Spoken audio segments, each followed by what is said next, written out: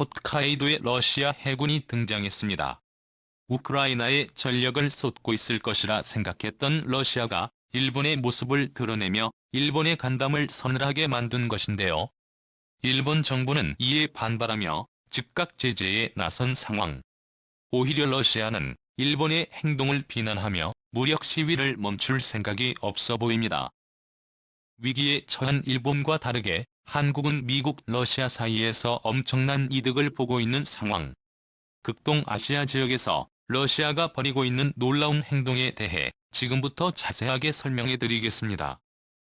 아무것도 없는 망망대해에 점이 보이기 시작합니다. 주변 경계를 하던 일본군은 점을 확인하기 위해 망원경을 가까이 가져갔는데 요점들은 점점 크기를 키우며 여러 개로 늘어났습니다. 가까이 다가오는 점을 확인한 일본군은 사색이 질려 자리를 벗어나죠. 러시아 함대가 홋카이도 부근에서 모습을 드러낸 것입니다.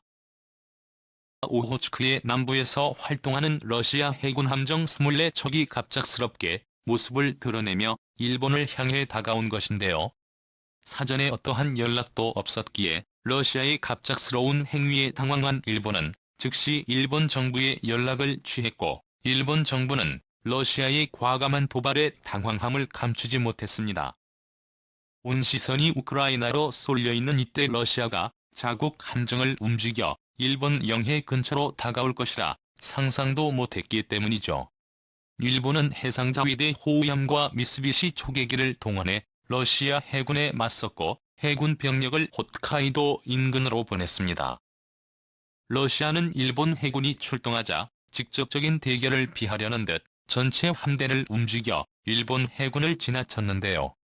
이 사실이 알려지면서 기시다 총리는 국가안전보장회의를 소집해 우크라이나만이 아니라 일본도 안전지대가 아니라고 판단했습니다.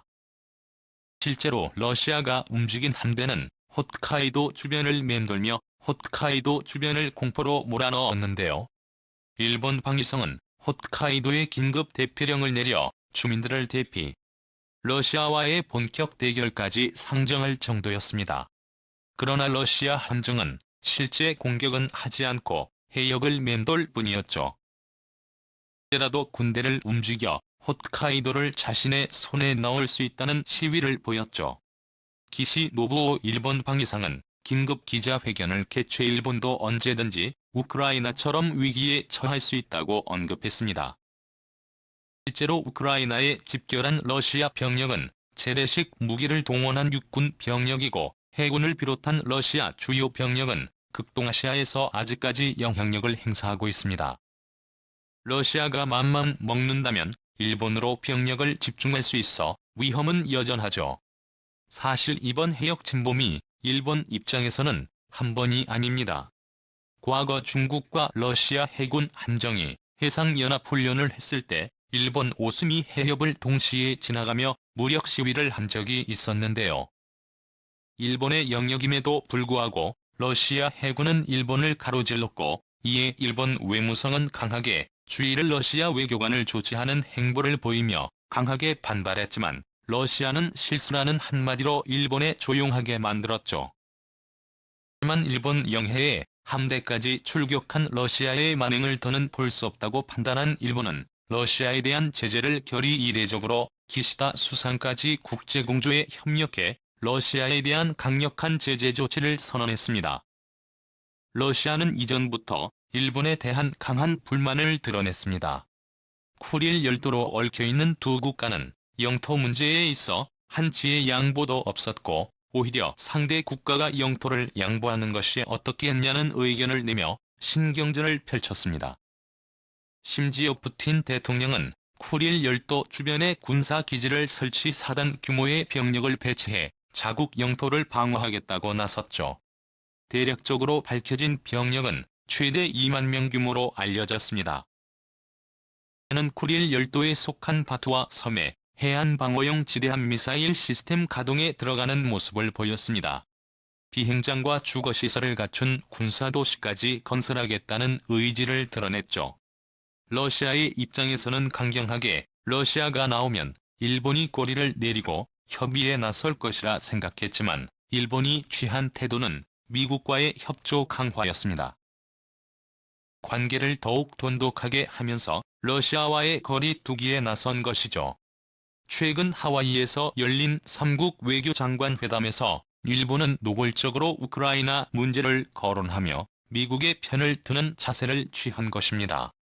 이에 분노한 러시아는 즉각적인 군사 행동에 나선 것이죠.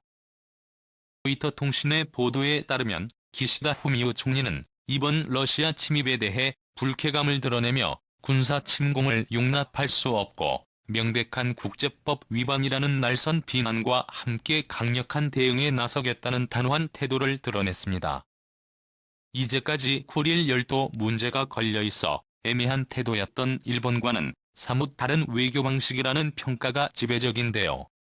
푸틴 대통령과의 협상을 통해 옛 영토를 받고자 했던 일본이 전략을 수정한 것이라는 분석이 나오고 있습니다. 일본 정부는 이번 제재에 첨단 산업인 반도체와 인공지능 로봇 등 핵심 부품으로 사용되는 일본의 수출품을 러시아가 더는 이용할 수 없게 제한할 것이라고 말했는데요. 이미 2014년 크림반도 침략 때 일본은 비슷한 제재를 가하며 러시아가 군사 용도로 쓸 수 있는 물품을 규제하는 한편 민간 물품까지도 규제하는 모습을 보이며 러시아를 압박했습니다. 러시아 5대 은행의 일본 자금 조달 역시 금지했는데요. 러시아 대사인 미하일 가루즈는 언론 인터뷰를 통해 우크라이나 행동에 일본이 제재를 가한다면 역효과를 불러일으킬 것이라며 협박 아닌 협박을 했죠. 이어 러일 평화협정 체결을 위한 미래에 영향을 미칠 것이라 언급했습니다. 러시아의 협박에 맞서 미국은 일본과 같이 제재에 나서며 일본 손을 들었습니다. 현재 우크라이나와 독립해 독자 세력을 구축한 친러시아 세력에게 누군가가 자원을 제공하거나 기술 협력을 할 경우 제재하기로 결정한 것이죠. 국제협정 위반에 대해서도 강경한 대처를 할 것으로 말했습니다. 유럽연합 역시 즉시 성명을 내놓고 미국과 일본 양국 제재에 손을 들었죠. 폰데어 라이엔 유럽연합 집행위원장이 국제금융시장 차단을 선언 유럽연합 제품 수입 차단을 구체적으로 거론하며 러시아의 약점인 금융시장 거래를 언급했습니다.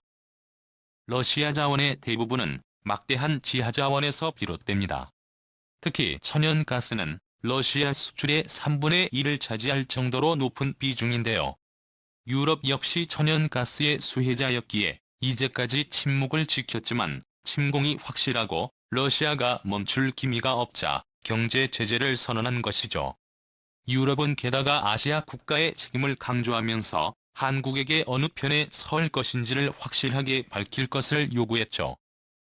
폰데어 라이엔 집행위원장은 한국을 꼭 집어서 액화 천연가스 수송선을 이후로 돌릴 국가로 온갖 제재에 동참할 것이라고 단언했습니다.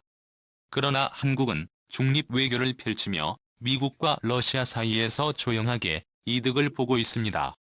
최근 일본의 사드 가능성 유네스코 세계유산 등재에 러시아가 한국 편을 들며 등재에 제동을 건 일이 있었는데요.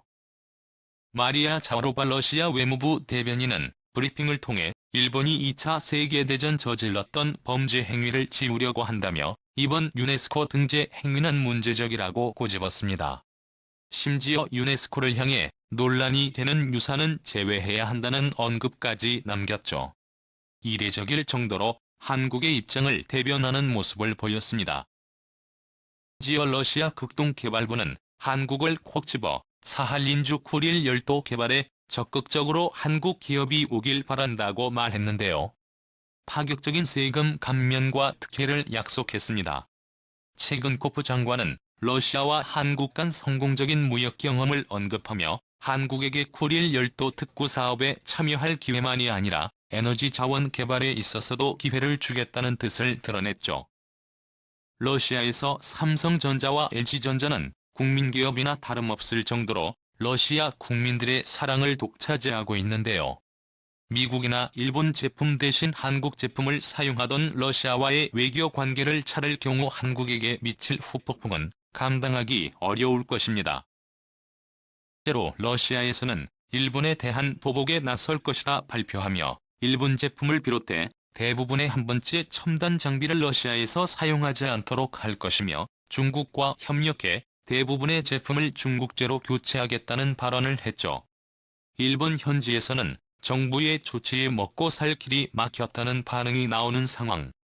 한쪽 편을 제로 국가 경제에 해를 끼친 일본 한국은 중립외교를 통해 미국, 러시아 양쪽에서 이득을 보고 있죠. 하지만 우크라이나 사태가 지금보다 더 심각하게 발전한다면 한국은 과연 계속해서 이득을 볼 수 있을까요? 한국이 우크라이나 사태에 현명한 선택을 할 수 있기를 바라며 전쟁이 포화로 어지러운 우크라이나가 평화를 되찾아 줄 수 있기를 기원하겠습니다. 시청해주셔서 감사합니다. 대한민국 만세.